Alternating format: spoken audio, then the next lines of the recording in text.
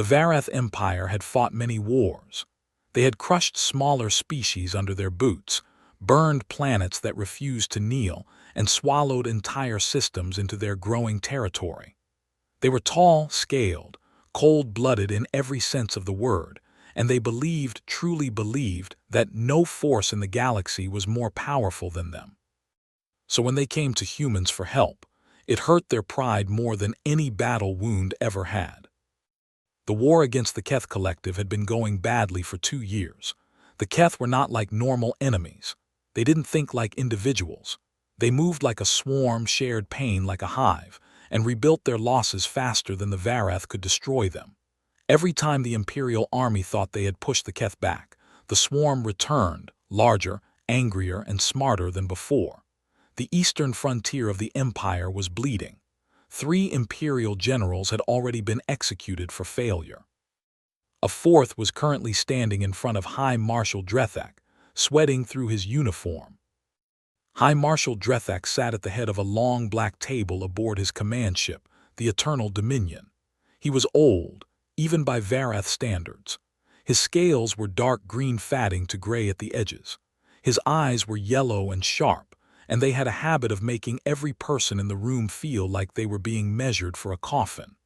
Around him sat his senior officers and advisors, all of them quiet and tense. The general at the end of the table finished his report. The numbers were not good. Casualties were climbing. Supply lines were being cut. The Keth were pushing deeper into Imperial space with every passing month. Drethak was silent for a long moment.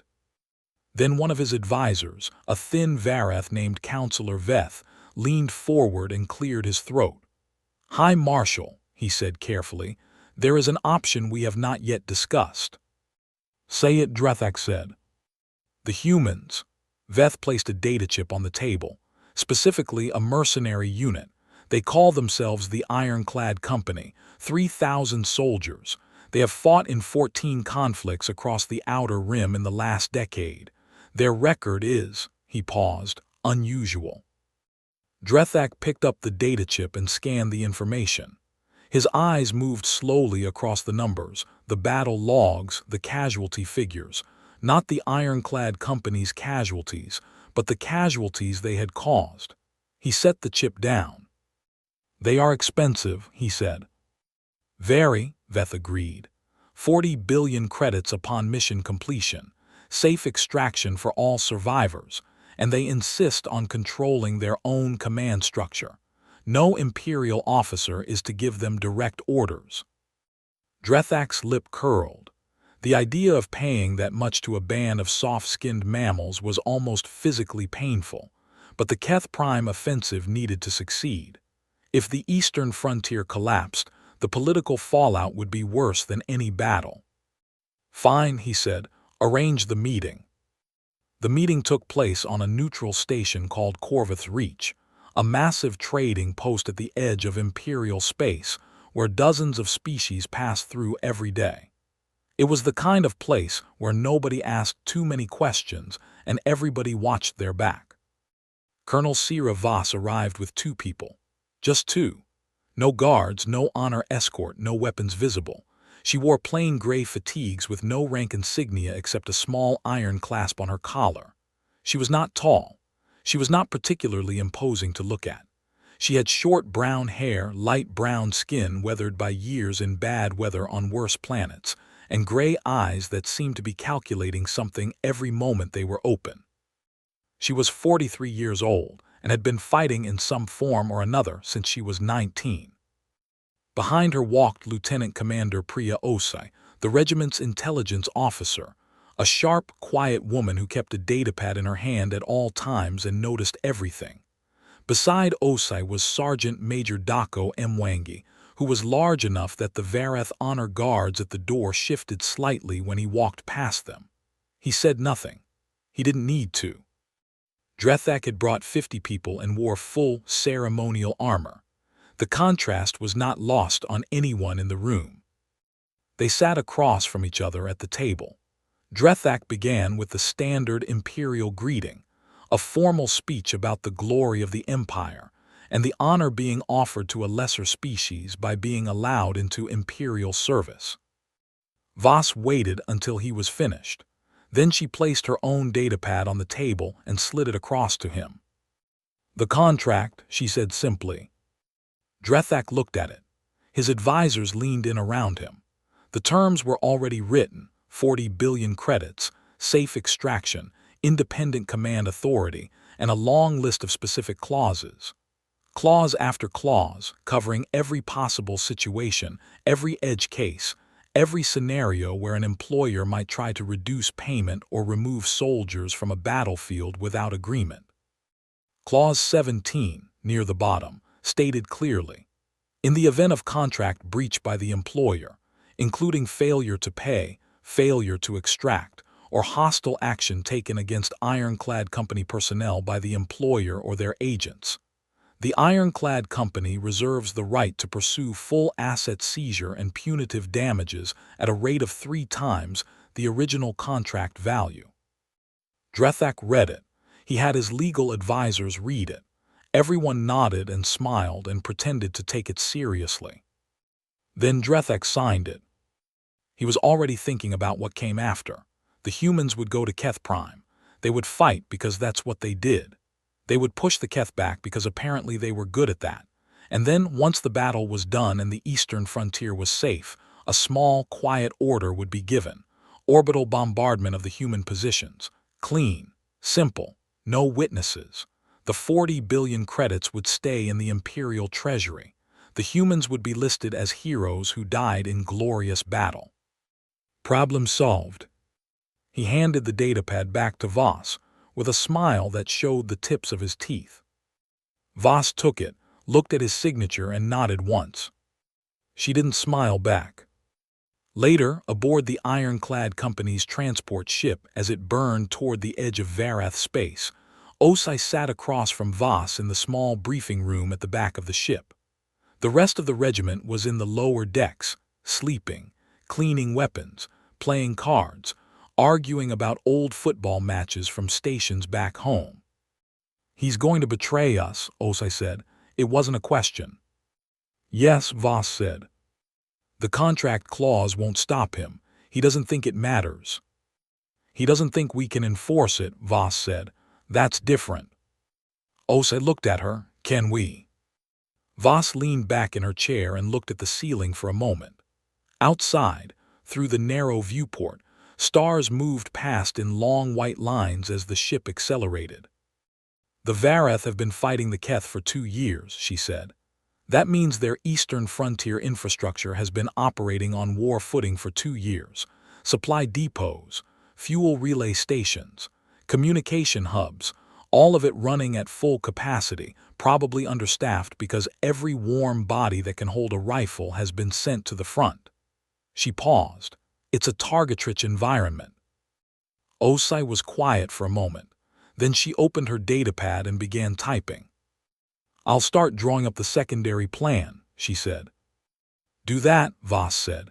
She picked up a battered novel from the table beside her, an old paperback, the kind that people brought across the stars because they couldn't quite let go of certain things, and opened it to a marked page.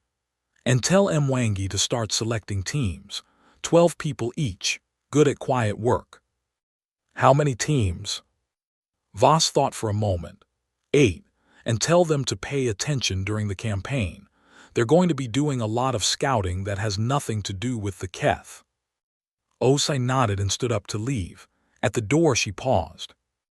"If this goes wrong," she said, 3,000 people are a long way from home." "It won't go wrong," Voss said, turning a page of her book without looking up. He signed the contract. The moment he did that, he stopped being a high marshal and started being a debtor.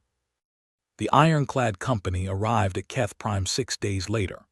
The planet was a nightmare from orbit, brown and gray and scarred, with acid storm systems visible from space like slow yellow bruises moving across the surface. The Varath Orbital Command gave them their landing coordinates and their mission brief. Push the Keth back from the eastern trench lines, relieve the Imperial garrison at Forward Station 9, and hold the Iron Shelf Ridge until Imperial reinforcements arrived. Standard suicidal assignment.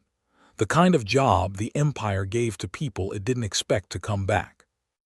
As the dropships fell through the atmosphere and the planet's surface rose up to meet them, Sergeant Major Mwangi stood at the front of the troop bay and looked at the soldiers packed in tight behind him. Young faces, old faces, men and women from a dozen different nations and stations. All of them human, all of them veterans, all of them watching him. He said nothing ceremonial, nothing inspiring. He just looked at them with his dark, steady eyes and said, "We do the job, we watch each other, we all go home." That was enough. The bay doors opened. The acid wind hit them like a wall. The ironclad company went to work. Behind them, high in orbit aboard the Eternal Dominion, High Marshal Drethak watched their descent on a tactical screen and smiled his cold, reptile smile. He told himself the humans were brave. He told himself they were useful.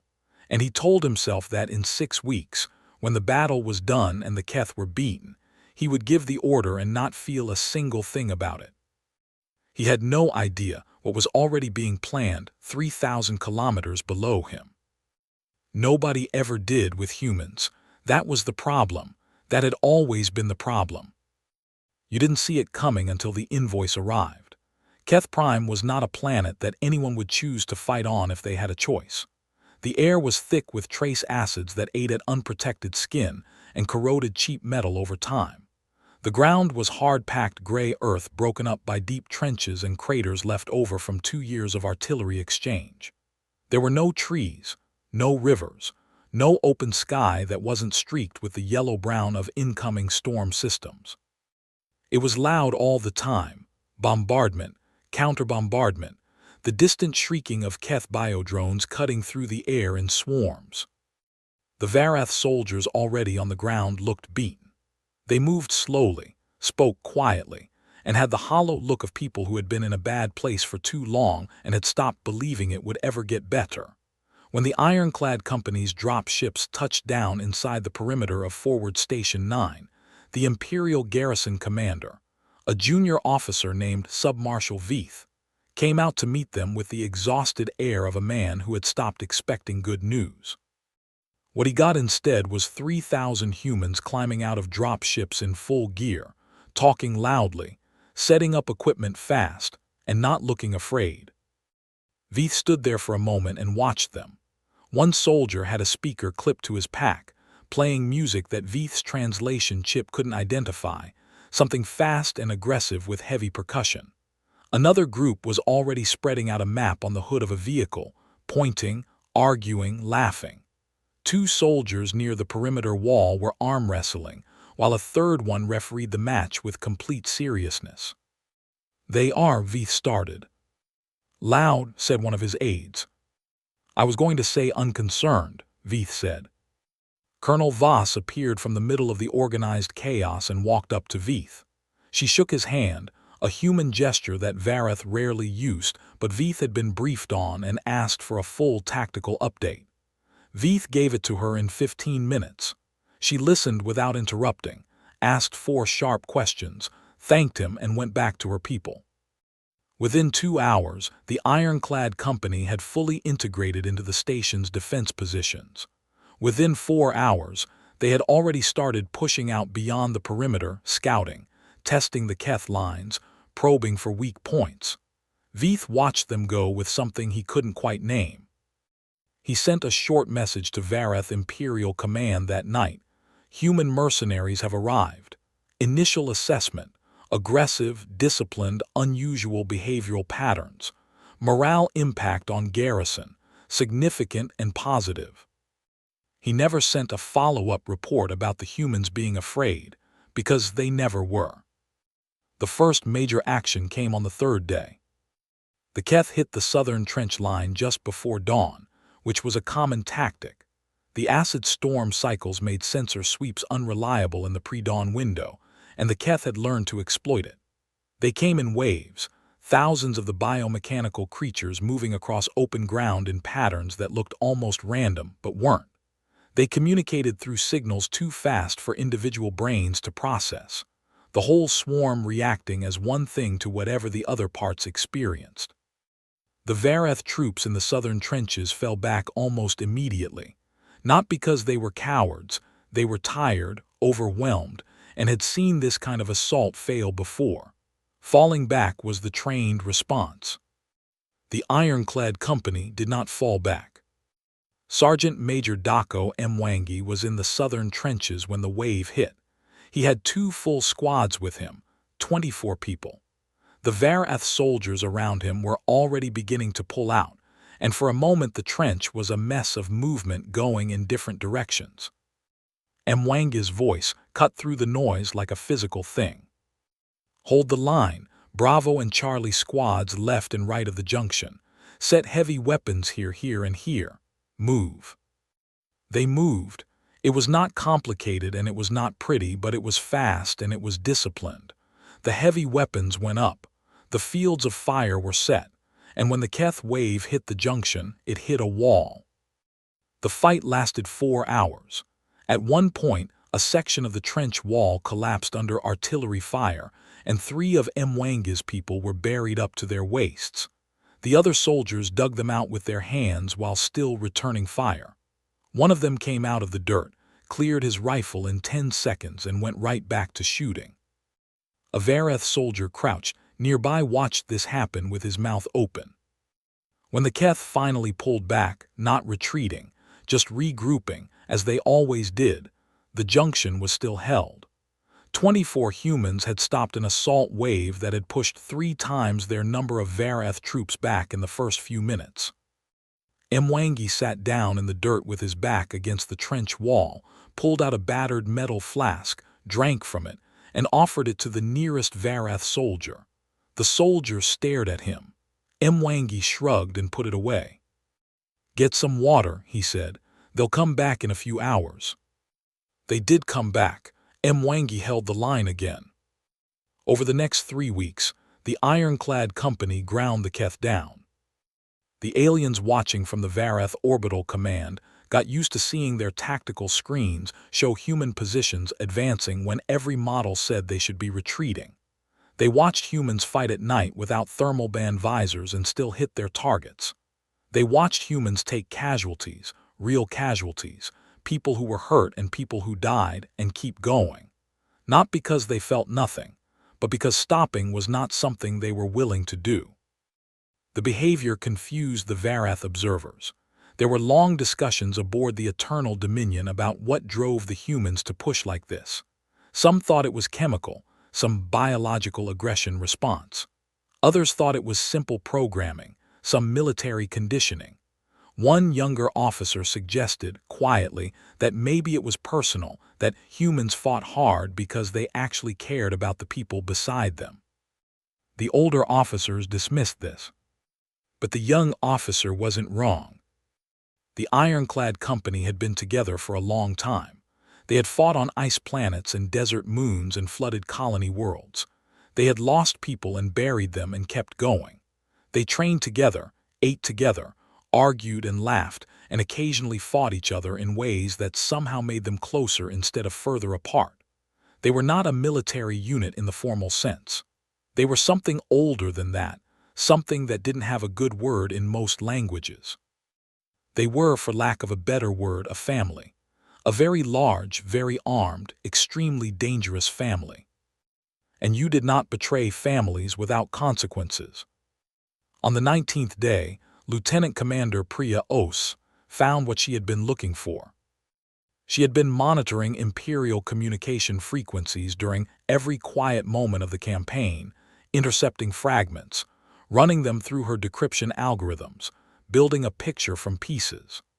On the 19th night, sitting in a dugout command post with a cold cup of something that was supposed to be coffee and wasn't, she finally had enough pieces to see the whole image. The transmission was between 2 Imperial officers on the Eternal Dominion. It was encrypted with Vareth military-grade protocols, which were good but not designed with humans in mind. Ose had spent 2 years studying Vareth encryption patterns. She had also, in a past life before mercenary work. worked signals intelligence for 3 different colonial defense forces. She broke the encryption in about 40 minutes. The message was short. It confirmed that once the ironclad company completed the push and secured the Iron Shelf Ridge, the final objective of the campaign, an orbital strike order would be issued. Human positions only, timed for maximum coverage. The garrison at Forward Station 9 would be informed in advance to evacuate. The humans would not be warned. The reasoning given was purely financial. 40 billion credits was a significant expense. The Empire had no ongoing need for human mercenaries after the Eastern Campaign. Dead soldiers didn't file complaints. Osai read it twice. Then she closed the file and sat quietly for a moment in the dark dugout, listening to the distant sound of artillery. She went to find Voss. Voss read the decrypted message standing outside in the dark, the acid-tinged wind pressing against her face. When she finished, she handed the datapad back to Os and looked out over the scarred ground toward the distant glow of the Iron Shelf Ridge. "How long before we complete the objective?" she asked. "At current pace, 6 days, maybe 5. "And the orbital strike window?" "Based on the transmission timing and the ship positioning data, they'll want to act within 12 hours of us reaching the ridge, before they file the official mission completion report. Cleaner that way." Voss nodded slowly. Around them, the camp was quiet with the specific quiet of soldiers sleeping between shifts, generators humming, the occasional cough, someone laughing softly 2 tents over. 3,000 people who had followed her into a nightmare planet and done everything asked of them. "Mwanga's teams," she said. 8 teams, 12 people each, ready. They've been collecting information during the campaign, patrol routes, installation access codes, supply depot locations, Station 9's communication protocols, Vareth frigate docking procedures. Osa paused. "Voss, we have 3 frigates in orbit doing resupply runs on a 6-day rotation, if we time the teams right." "I know," Voss said. "Brief the team leaders tonight. Full secondary plan activates the moment we secure the ridge." She paused. "And tell them to be quiet about it. The last thing we need is for someone to do something obvious and tip them off." Osai started to leave. "Priya," Voss said. Osai looked back. "Good work," Voss said simply. Osai nodded and walked back toward the command post. Voss remained outside a moment longer, looking up through the yellow haze of the atmosphere at the dark sky above. Somewhere up there was a ship full of people who had already decided her soldiers' lives were worth nothing. She filed that thought away in a cold, quiet part of her mind, turned around and went back to planning. She had a ridge to secure first. Everything else would come after. The Keth didn't know what was coming. The Empire didn't know what was coming. Even her own soldiers only knew in pieces. But the plan was already in motion. It had been in motion, in one form or another, since the moment Drethak signed that contract with his cold, yellow eyes and his quiet certainty that humans were just tools. Tools didn't plan ahead. Humans always did. The Battle of the Iron Shelf lasted 2 days. The Iron Shelf was a long ridge of hard gray rock running east to west across the northern edge of the Keth's main forward territory. It was high ground, the kind of high ground that changed the whole shape of a war. Whoever held it could see everything below. Whoever held it could call fire down on anything that moved. The Keth knew this. The Empire knew this. And so the Keth had dug into it like they had always intended to die there. They almost got what they wanted. The ironclad company hit the ridge from 3 directions at once, moving in the pre-dawn window that the Keth usually used for their own attacks. It was a calculated reversal. The Keth swarm's biggest strength was also its biggest weakness. It reacted collectively, which meant that when something unexpected happened at multiple points simultaneously, the collective decision-making slowed down for just a moment while the hive tried to process conflicting inputs. Voss had been watching that pattern for nearly a month. That hesitation, was all the humans needed. Mwangi led the central push personally. His boots had been on this planet for 25 days, and he was tired in a way that went past muscles and into something deeper.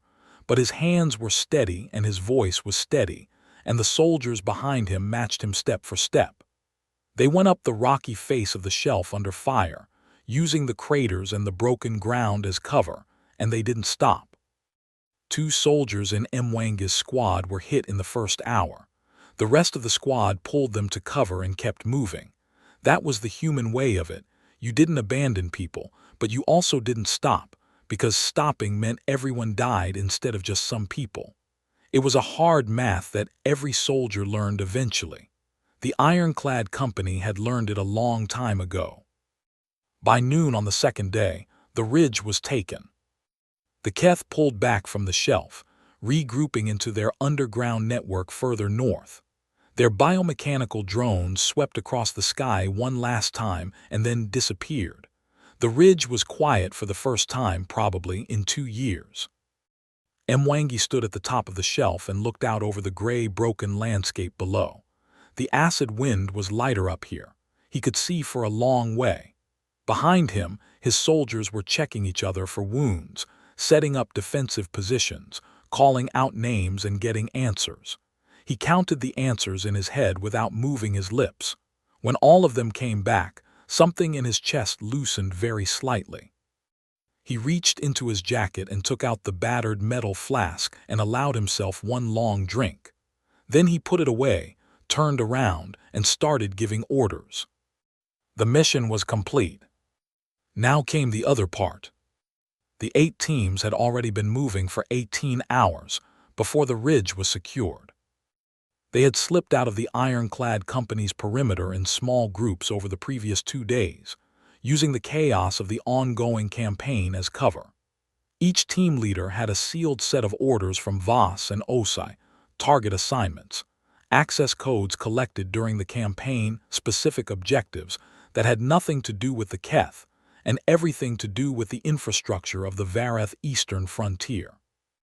Team 4 made their way to the Imperial Fuel Relay Station at Gorath Point, a small automated installation about 200 kilometers from the front lines. The 6-person crew managing it had grown comfortable over 2 years of war. The front was far away. The Keth never reached this deep, and the daily routine was boring enough that security protocols had grown relaxed.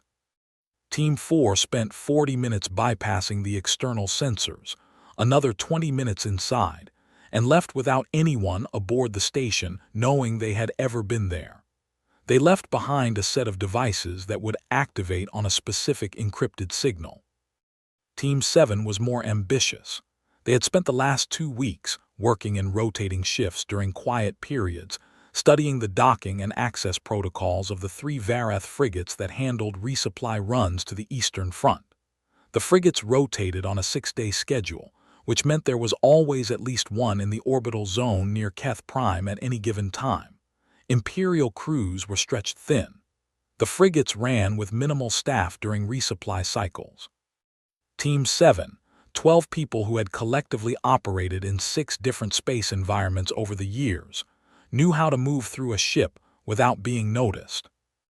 Over a period of 4 days, using docking access codes that OSA had extracted from intercepted traffic management signals, members of Team 7 had quietly placed themselves aboard all 3 frigates, embedded in cargo manifests, hiding among contracted logistics workers, accessing maintenance corridors during crew rotation windows. By the time the Iron Shelf was secured, Team 7 had effective control of all 3 ships without firing a single shot. The other teams were similarly busy. Communication relays, supply depots, the Navigation Management Center for the 9th Imperial Fleet's resupply chain, each one quietly and carefully accessed, documented, and set up for the next phase. OSI coordinated all of it from a portable command setup in a dugout at the base of the Iron Shelf. She had not slept properly in 3 days and was operating on caffeine and the specific kind of focused calm that came from having so many things to track that there was simply no space left in her brain for anxiety. When Voss's confirmation signal came in, "The ridge is secured," Os let out a long, slow breath, cracked her knuckles, and began sending the activation messages. Aboard the Eternal Dominion, High Marshal Drethek received the battle report at 900 hours ship time.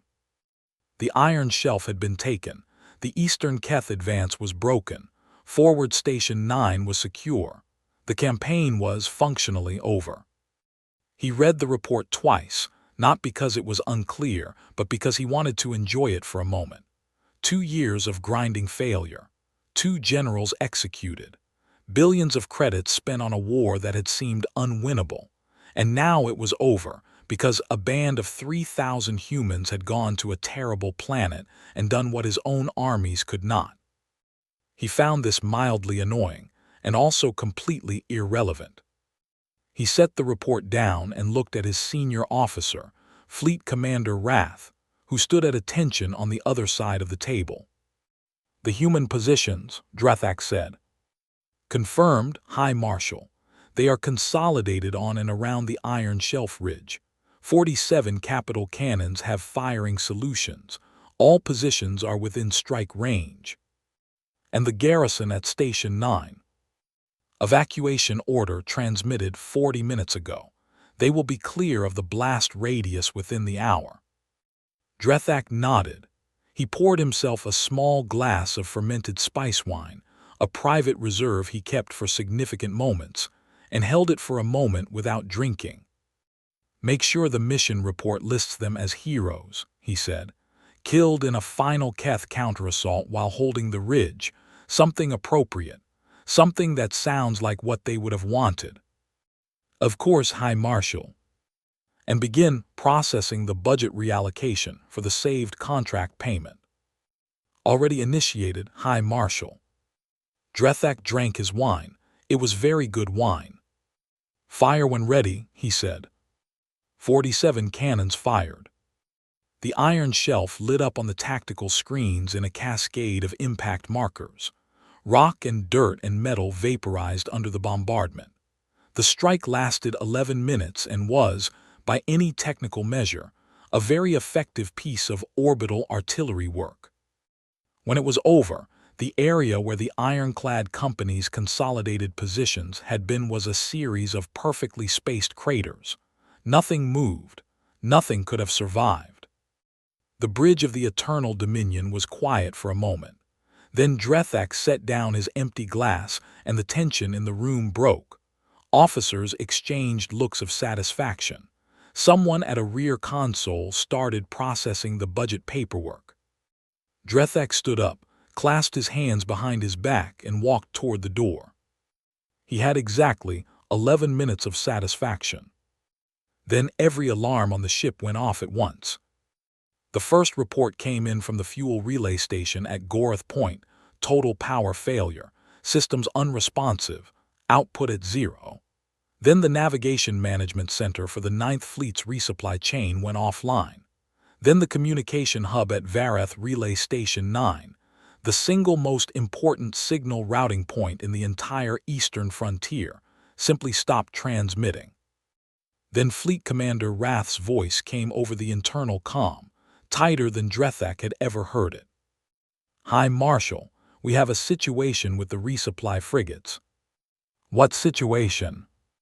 A pause. "They are not responding to Imperial command codes.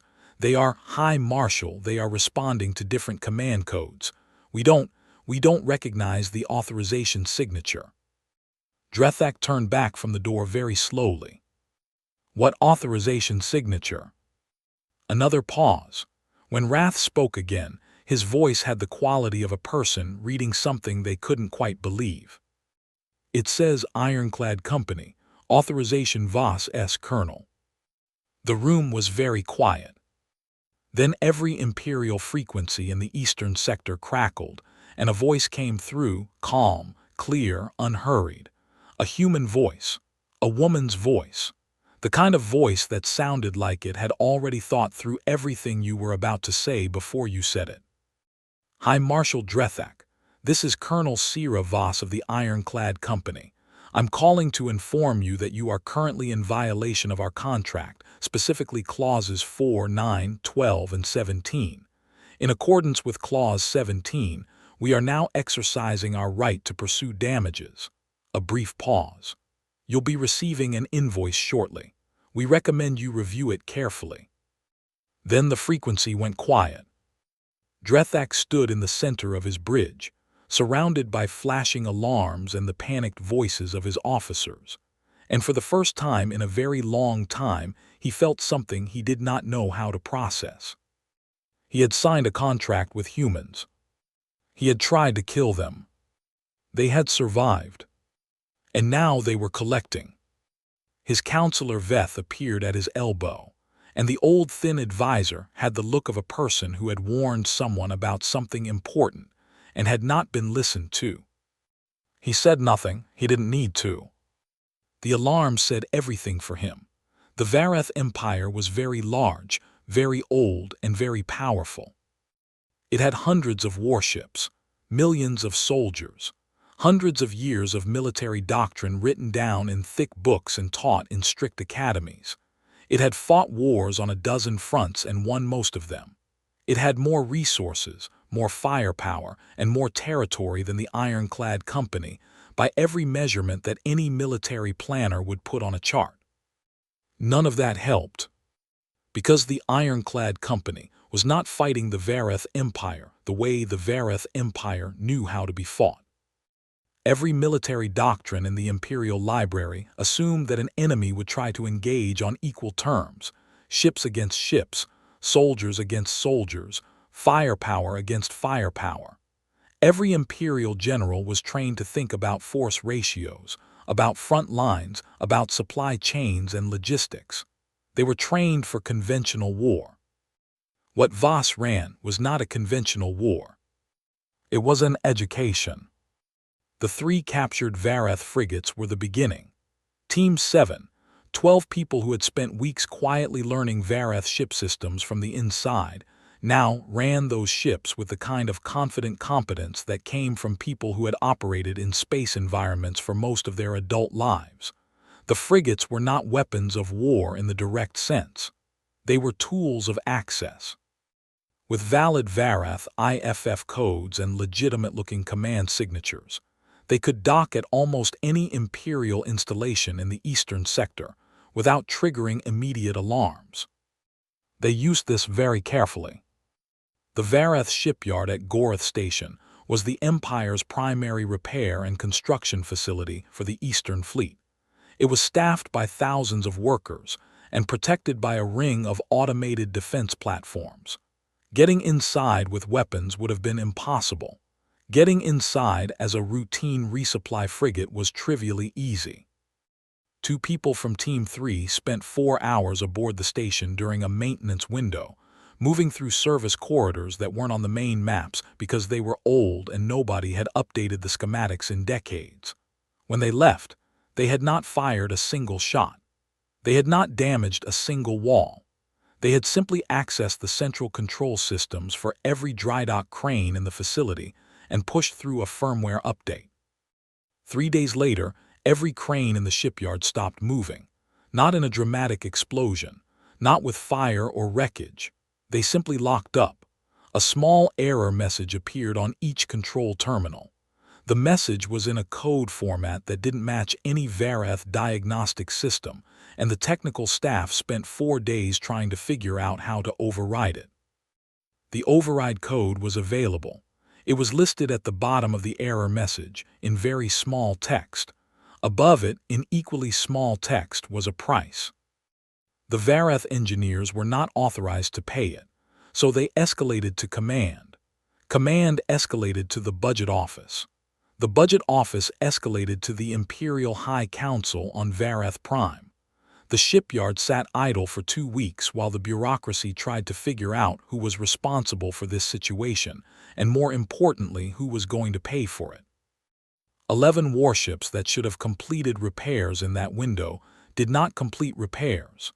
The Eastern Fleet's operational capacity dropped by a measurable percentage, and the report that landed on Drethak's desk made his eye twitch. The fuel situation was more immediate. The relay station at Gorath Point had been the main fuel routing hub for the 9th Imperial Fleet's resupply operations. When the devices that Team 4 had placed came online, they didn't destroy the fuel that would have been wasteful, and the ironclad company was running a business, not a bombing campaign. Instead, they rerouted the output. Over the course of 5 days, approximately 11 billion credits worth of refined fuel quietly left the Imperial supply chain and arrived at 3 different neutral trading stations along the outer rim. Each shipment came with a legitimate bill of sale and an automated transfer document. The buyers, a Keth-adjacent species called the Dolrani who had been desperately looking for fuel supplies due to their own ongoing conflicts, paid market rate.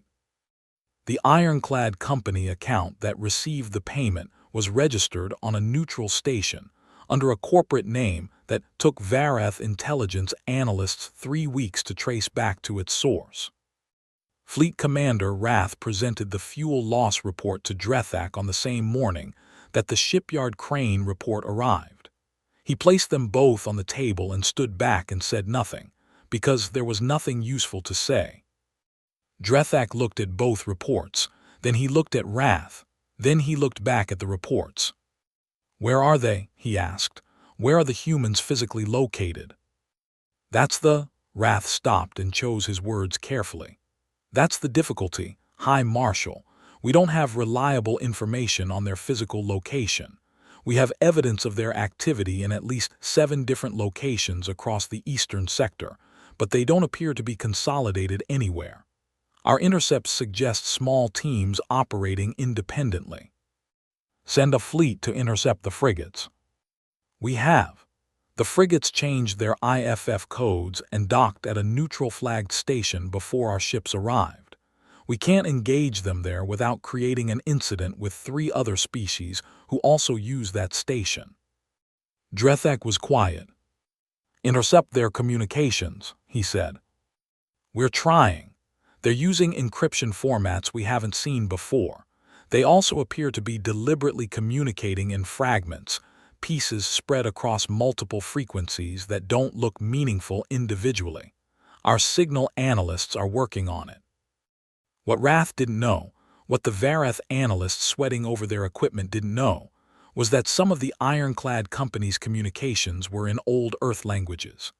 Not the standardized human trade language, but old national languages, Swahili, Portuguese, Yoruba, Punjabi, spoken by soldiers who had grown up with them, and kept them the way humans kept all kinds of old things, because letting them go felt wrong.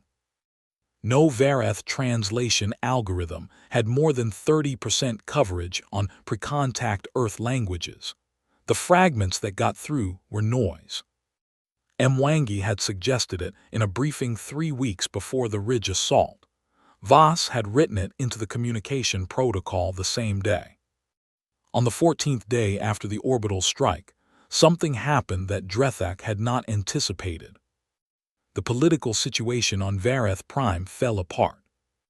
Os had been sitting on a specific piece of data for a while, waiting for the right moment. During the campaign, her signals intelligence work had intercepted more than just the betrayal order. She had also collected 6 months of internal Imperial communications that documented, in considerable detail, the financial arrangements that Drethak and his noble house had made with the private contractors supplying the Eastern Front campaign.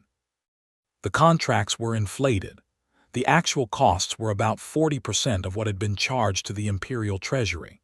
The difference, billions of credits, had moved through a series of shell accounts into investments controlled by the Drethak family holdings. It was, plainly and simply, war profiteering. It was also deeply illegal under the Imperial Legal Code, a fact that made it significantly more interesting. Os transmitted the complete file, all of it, organized clearly, with a full summary at the front written in standard Varath script, simultaneously to every major news outlet serving Varath Prime, to all 12 members of the Imperial High Council, and to the Galactic Council's Ethics Oversight Office. She sent it in the middle of the Vareth political day, timed for maximum impact. The explosion was not physical, but it was very real. The High Council convened an emergency session within 6 hours. The news feeds on Vareth Prime ran the story on permanent rotation. 3 of Drethak's noble house allies released immediate statements distancing themselves. The Imperial Treasury launched an audit investigation. The Military Affairs Committee called for a review of all Eastern Front procurement decisions. Drethak received all of this in rapid succession over the course of a single afternoon, each report landing on his desk like a physical blow. He had sent his communications staff home by early evening because he couldn't stand to look at any of them. He sat in his command suite aboard the Eternal Dominion, alone, and stared at the wall. Outside, across the eastern frontier, his fleet was chasing ghosts. His shipyard was locked up. His fuel reserves were gone. His political career was on fire. And somewhere out in the dark, 3,000 humans in 3 captured frigates and a dozen safe houses were still moving, still working, still sending small iron plaques, the calling card, to every installation they had touched. The plaques said in neat standard script, "Invoice pending." His counselor Veth had told him, at the very beginning, that humans had a concept called a grudge. Drethak had dismissed this as a small cultural quirk. He was reconsidering that now. On the 16th day, Drethak sent a message to Colonel Voss through a neutral broker, a Dolrani trader who regularly worked the Outer Rim stations and had a reputation for discretion. The message was short. It asked for a meeting on neutral ground. He did not use the word negotiate. The word he used translated roughly as discuss terms. The broker transmitted the message to a drop point on Corvus Reach. The reply came back after 3 days. Just 3 days, not because Voss hadn't received it sooner, but because she had decided 3 days was the appropriate amount of time to make him wait. The reply confirmed the meeting. Location: Corvus Reach, the neutral trading station. Date: 8 days from transmission. Format: open session. Diplomatic observers welcome. The last part was Osai's idea. Voss had approved it immediately. If the Empire was going to pay what it owed, and it was going to pay, then the whole galaxy should be present to watch. Not out of cruelty, not out of revenge, but because reputation was a real and useful thing, and there were other species out there who employed human mercenaries, and other mercenary companies made up of other species who watched what happened when contracts were honored or broken. The universe needed to understand what it meant to double-cross the ironclad company. On the day the meeting was announced, Mwangi was sitting in the small mess area of one of the captured frigates, eating a meal he had warmed in a military pack heater when the news came through. He read the confirmed meeting date on his datapad and nodded to himself. Around him, soldiers who had heard the news were talking quietly, some of them smiling. He thought about Keth Prime. He thought about the ridge. He thought about the drop ships going down through the yellow atmosphere on the first day and the soldiers behind him and the words he had said. "We do the job, we watch each other, we all go home." 3,000 in, 3,000 out. Not one of them had died on that ridge from the orbital strike, because not one of them had been on that ridge when the strike hit. They had been 100 different places by then, doing 100 different things, because their colonel had planned for the worst before the contract was ever signed. Mwangi finished his meal, washed his utensils, and began writing a short message to his sister back on Nairobi Station. He wrote to her after every job when the active phase was over. It was a habit he had kept for 20 years. He told her the job was done. He told her they were all coming home. He told her the pay was going to be very good this time. He didn't go into the details. She always said she didn't want the details. He sealed the message and sent it, then went to find the officers briefing on the meeting at Corvus Reach. There was still one more thing to do. The invoice still needed to be delivered. Corvus Reach was the kind of station that existed at the edges of things, not quite inside anyone's territory, not quite outside everyone's interest. It sat at the junction of four major trade routes and had been built up over 2 centuries by successive generations of owners who kept adding sections whenever they needed more space, which was always. The result was a massive, chaotic, beautiful mess of corridors and docking bays and market levels and meeting halls, all bolted together in a way that made no architectural sense, but somehow worked perfectly. On a normal day, Corvus Reach processed about 40,000 visitors from 30 different species. It was loud and busy and smelled like 6 different kinds of food at once, and most people who spent more than a day there decided they either loved it or they wanted to leave immediately. The day of the meeting was not a normal day. Every docking bay had been full for 36 hours. Ships had come from across the outer rim and beyond, traders, journalists, diplomatic couriers, private observers, and a significant number of people who were simply curious. News of the meeting had spread fast, the way news always spread fast when something genuinely unusual was happening. The galaxy had a lot of political meetings, a lot of negotiations, a lot of formal ceremonies where powerful people sat across from each other and traded careful words. It did not often have a situation where a mercenary company of 3,000 humans had run a 2-week economic and intelligence campaign against a star empire, and then called the empire's leader to a neutral station to pay the bill. This, people felt, was worth showing up for. The main meeting hall on Corvus Reach, a circular room with a high domed ceiling and tiered observation galleries running around the upper half, had been booked for the occasion. Normally it was used for multi-species trade arbitration. Today it had been rearranged.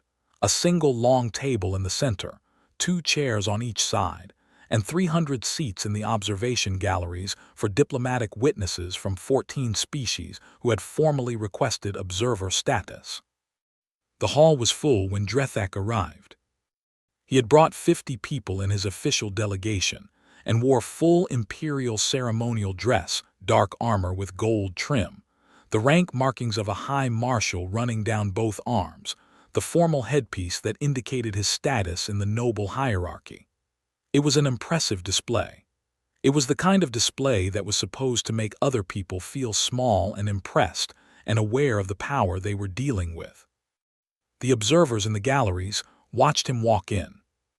Then the side door at the other end of the table opened, and Colonel Sira Voss walked in with 2 people behind her.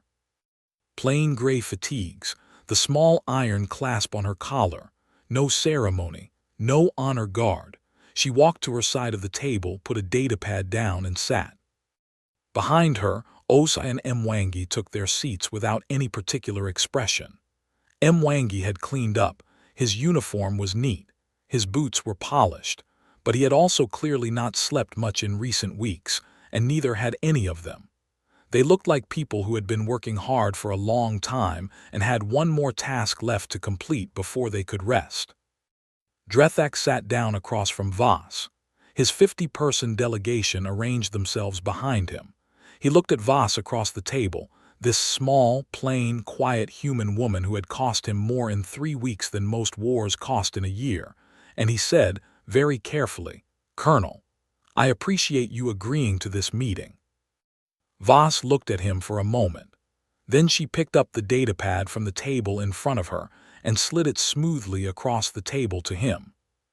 "The invoice," she said. Drethak looked at the datapad. His legal advisor leaned in from the right. His financial officer leaned in from the left. The 3 of them looked at the screen together, and the room was quiet enough that the slight sound of Drethak's slow, controlled exhale could be heard in the first few rows of the gallery.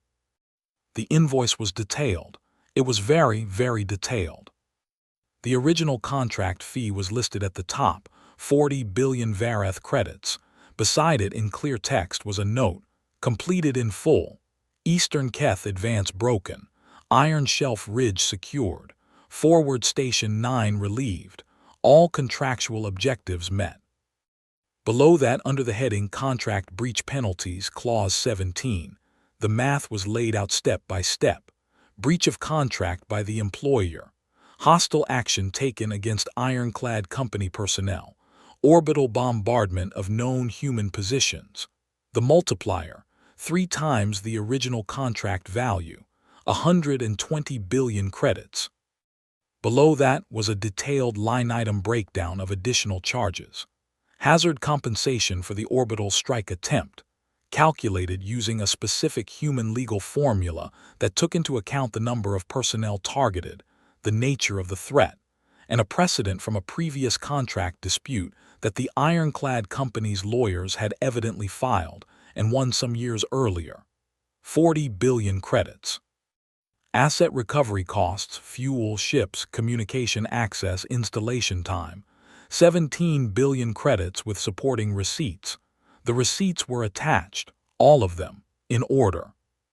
Then, near the bottom of the document, a line that had no legal precedent in any galactic treaty Drethak's advisors were aware of, but which had been written with full legal notation, clear definitions and footnotes.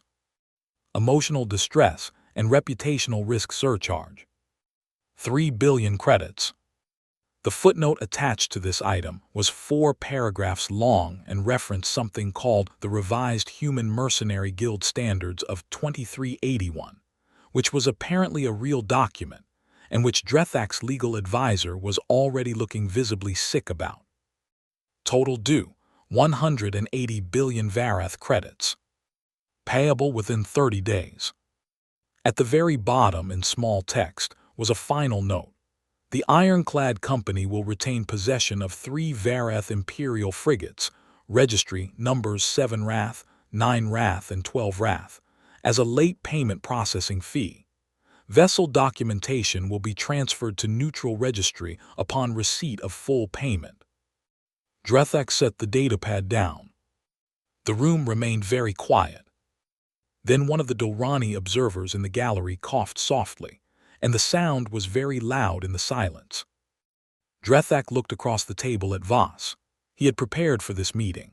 He had brought his best lawyers and his best negotiators, and had spent the flight here preparing arguments about legality, about jurisdiction, about the limitations of mercenary contract enforcement in interstellar law. He had prepared a counteroffer. He had prepared a schedule of smaller payments. He had prepared, in the back of his mind, a quiet discussion about whether any of this was actually enforceable at all. Voss let him start. She sat with her hands flat on the table, and she listened to the opening arguments from his legal team. 6 minutes of technical language about jurisdictional frameworks and treaty limitations, and the historically ambiguous status of Clause 17 under galactic commercial law. When they were done, she turned to Osai and nodded once. Osai opened her own datapad and placed it in the center of the table.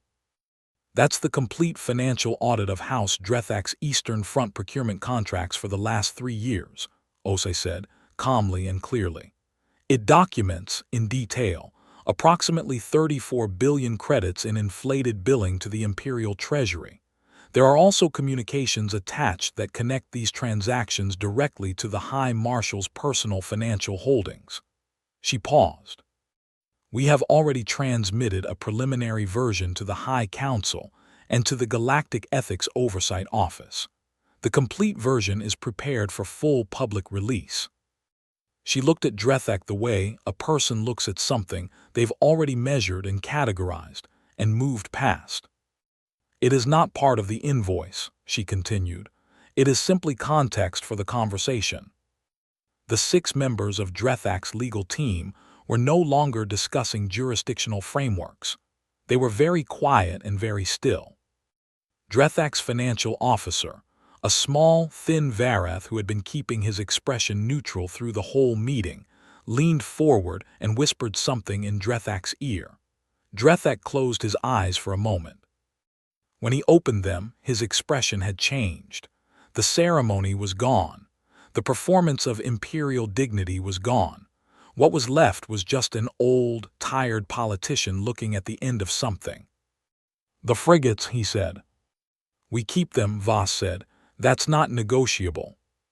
A pause. The payment schedule, he said. 30 days full amount. Drethak was quiet for a long moment. Around him, behind him, the 50-person delegation was also quiet. In the observation galleries, 300 witnesses from 14 species were watching without a sound. Outside in the corridors, journalists from a dozen different news outlets were waiting for whatever came out of this room. Very well, Drethak said. 2 words, flat and final. Voss nodded once, picked up the datapad from the table and made a small note on it. Done. The payment cleared on the 28th day, 2 days before the deadline. 180 billion Vareth credits, transferred in full to the ironclad company's account on Corvus Reach. Osai confirmed receipt, checked the amount 3 times, and then turned to Voss and simply nodded. Voss was standing at the viewport of their rented suite on the station, looking out at the docking bays below where their 3 frigates sat in their berths. She watched a cargo loader move slowly past, and then looked at her own reflection in the viewport glass for a moment, tired face, gray eyes, the small iron clasp on her collar that she had worn so long she stopped noticing it. Transfer 1 million to the families of the 6 who didn't make it home from previous campaigns, as planned, she said quietly. Then standard pay distribution across all 3,000 personnel, officers' bonuses according to the scale. Already queued, Osai said. Mwang is asking about departure timing. Tomorrow morning, let people sleep first. Osai went back to her datapad. From somewhere down the corridor, the sound of music drifted through. Someone had a speaker going, something fast and percussive that Voss had heard in drop ships and dugouts in the back of transports for 20 years. Soldiers off duty, soldiers paid, soldiers going home. She stayed at the viewport a little longer. The news cycle about the meeting had already gone wide across the galactic networks. 3 different species editorial outlets had called it a historic moment in commercial contract enforcement. The Galactic Mercenary Guild had sent a formal message of congratulations. 2 sovereign states had quietly begun drafting legislation. 2 other mercenary companies had sent messages of professional respect, one of them quite lengthy and enthusiastic.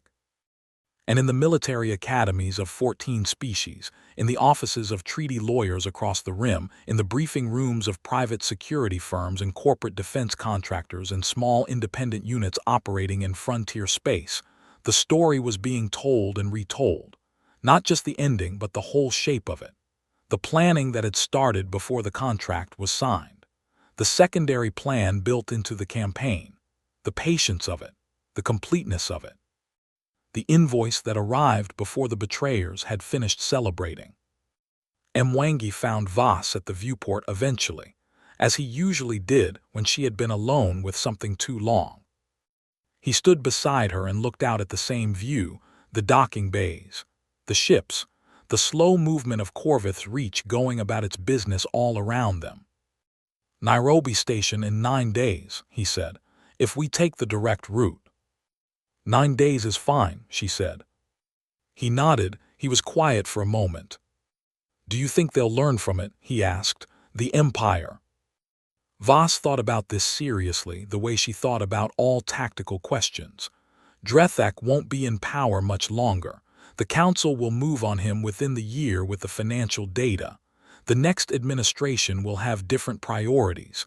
Maybe they'll behave better. She paused. Maybe they won't. And if they don't? She looked at her reflection in the viewport glass, at the small iron clasp on her collar. Then someone else will need to send them an invoice, she said. Mwangi smiled, a slow, broad smile that made him look for a moment like the young man he had been a very long time ago on a station far from here. We should charge more next time, he said. Voss almost smiled, almost. We always charge more next time, she said. She picked up her jacket from the chair beside her, put it on, and walked toward the door. Get some rest, she said. We leave tomorrow. Outside in the corridor, the music was still playing. The ironclad company was still talking and laughing and arguing about things that had nothing to do with war. 3,200 people on a neutral station at the edge of the galaxy, alive and paid and going home, because someone had read the contract very carefully and planned for everything. As Voss walked the corridor, a young soldier, barely 20, one of the newer recruits who had joined the company only 8 months ago, stepped back to let her past and then said, quietly and simply, "Colonel." She paused, looked at him. He didn't say anything else. He just nodded. It meant several things at once. Thank you, and we made it, and I understand now what this company is, and she understood all of it.